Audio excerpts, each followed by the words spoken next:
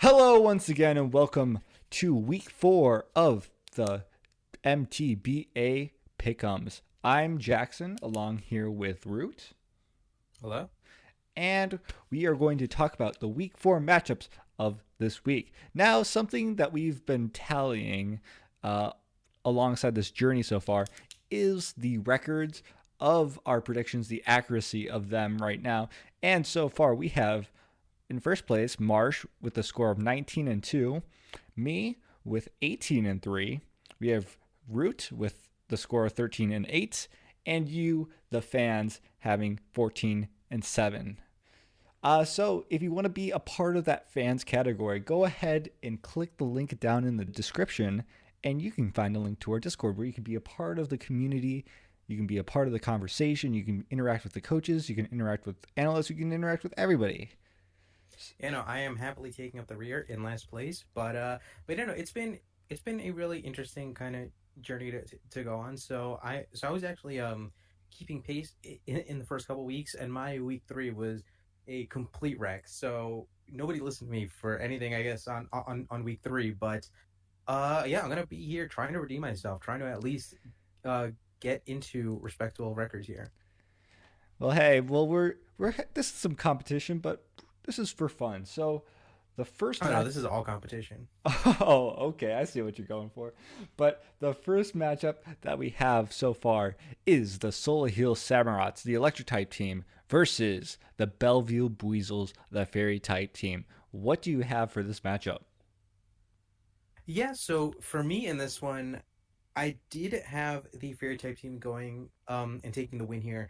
This was a very difficult matchup for me because these were two teams that I felt really strongly about coming out of the draft. I felt like they had really strong drafts, and here I think that these two teams match up well against each other. I think that the electric type team has a lot that it can do here, but I've just the way that these two teams have been building, I feel more confident in this fairy type team here.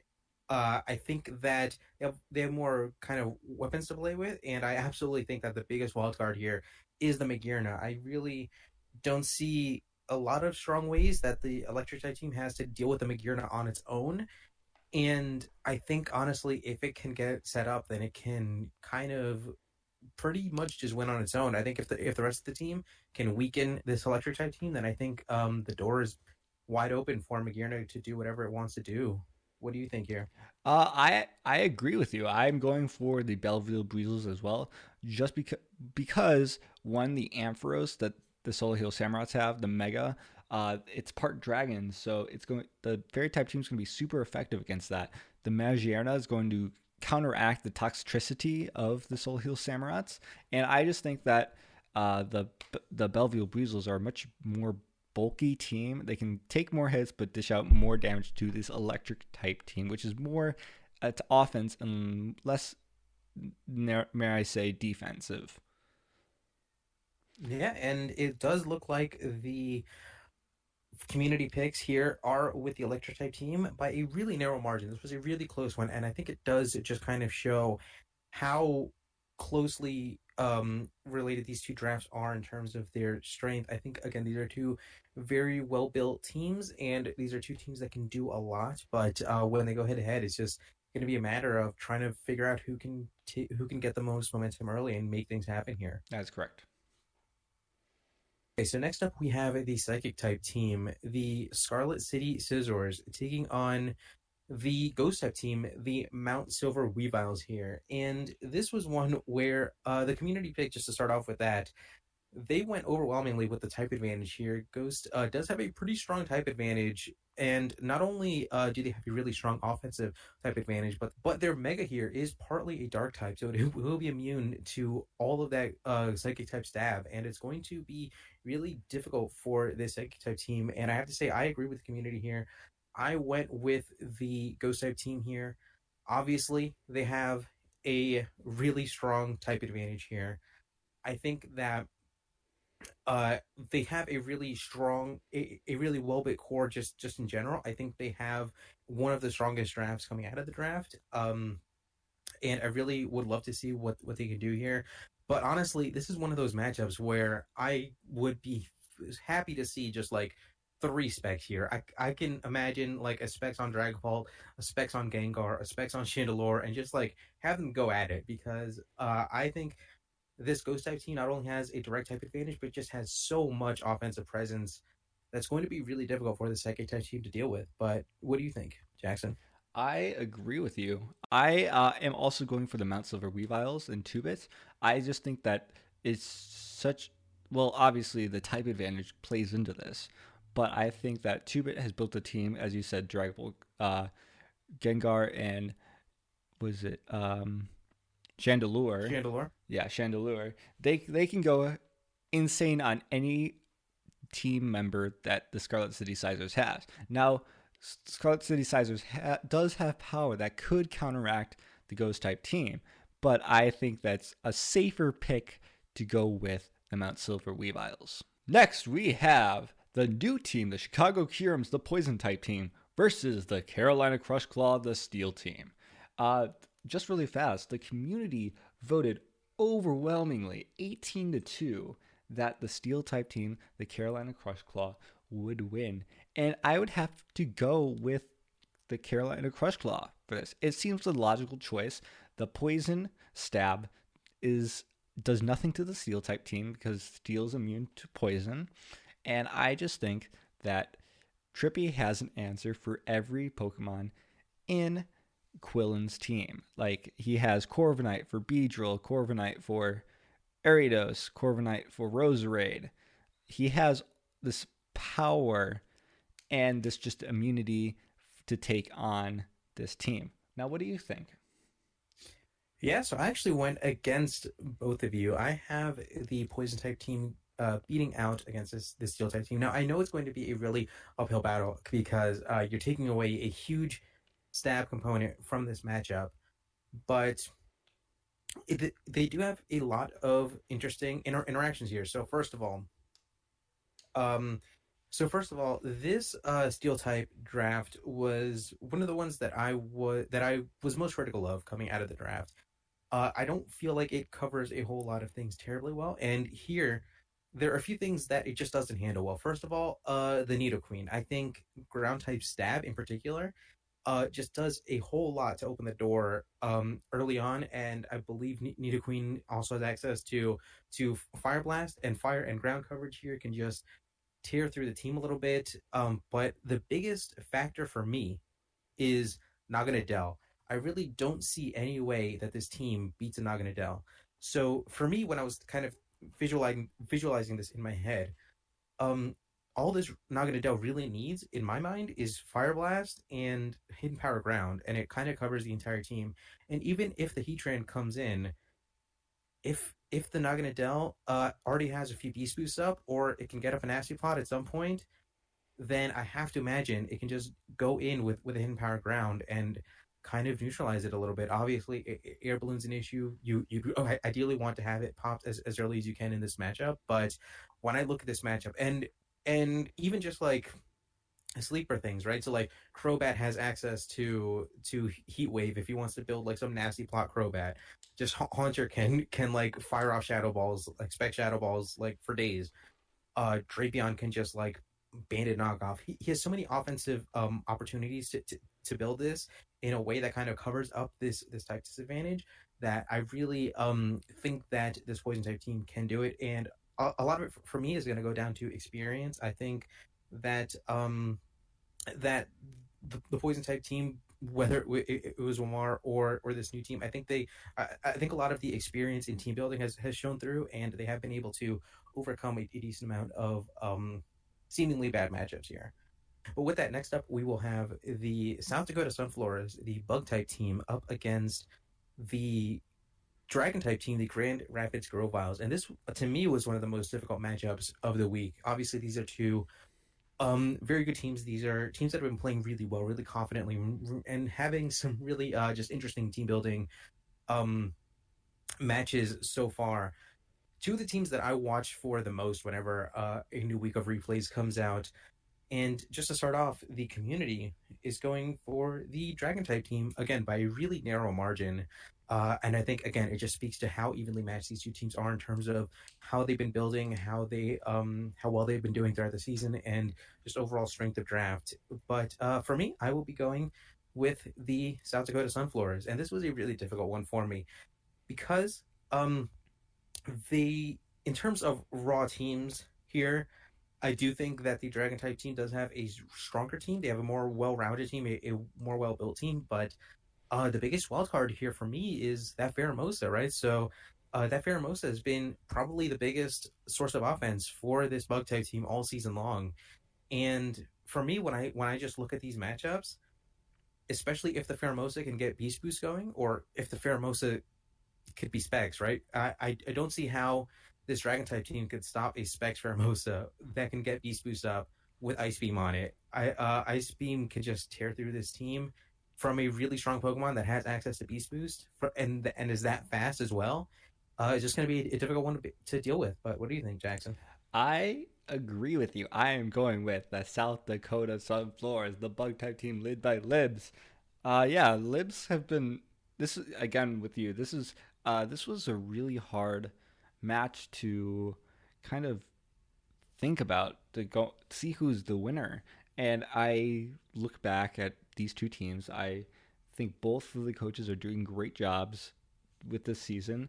But I think, as you said, the Pheromosa will do so much damage. The Gliscopod will do a ton of damage to the Garchomp. He'll have stuff for the Zygarde. He'll have stuff for I believe Druddigon. I could be wrong, but that last one could be wrong. But I think that Libs has the edge here. She's coming off. She's undefeated so far. Is that correct? I believe so, yeah. And again, I just think that um again, ice is one of the biggest weaknesses, ice and dragon stab is really rare. Just in general in this overall format. But when you have a Pokemon as strong as Pheromosa that can start to tear through teams with Ice Beam just spammable here, it's really scary to me. It is really, really scary. And with that, we're moving on to the fifth matchup, the Tennessee Tyrants, the fire type team, versus the New York EXCELPIKAS, the fighting type team. Now, before we get into our picks, the fans did vote for the Tennessee Tyrants 11-5. And I agree with them. I think Demo has found his stride with this team. I think that he plays this team really well. Not that CRUSHCLOU plays the New York EXCELPIKAS badly. They both do great time. They both do a great job with their team. I just think that Demo edges out a win here with the Marowak Alola, the Victini, the Fairy type, Flareon, the ZardY Drought, the flying moves of ZardY, and I think he edges out a win here. What do you think? Yeah, this was a really tough one to go against the fire team, and for me, the fire team was one of the ones that I critiqued most coming out of the draft. But again, they just built really confidently. They built really solidly, and I really think that they can. That they have a lot of firepower. Again, no pun intended, but I just think that a lot. But they have a lot of firepower in this matchup in particular. And obviously, Cress is a really strong builder. She is a really creative builder. She comes up with a lot of different things. I wouldn't be surprised if she comes up with something insane in this week. But in terms of just like raw matchup and raw just like a potential again firepower and just raw strength, I think that this fire type team has been again building really confidently, building in a way that plays to its strengths, and I kind of have to give it to them as much as I've been critiquing them for the beginning, and I've been picking against them from the beginning, which has hurt my overall my personal overall record here. But that's gonna be it for this. But that's gonna be it for that one. We're gonna move on next to the ground type team, the PS2 Bolt Strike, coached by Nelson, up against the Arizona Arceus, coached by Chris. And this was an interesting one, right? Because obviously, ground type team was the first overall pick. They had a lot of really strong threats, but this water type team, I think, is just really difficult First of all, for it to break through, right, because they do have some options to kind of take away the stab a little bit. They do have the Pelipper, they do have the Araquanid, and obviously Rock type coverage can cover that, but Rock type coverage is really unreliable and really prone to missing.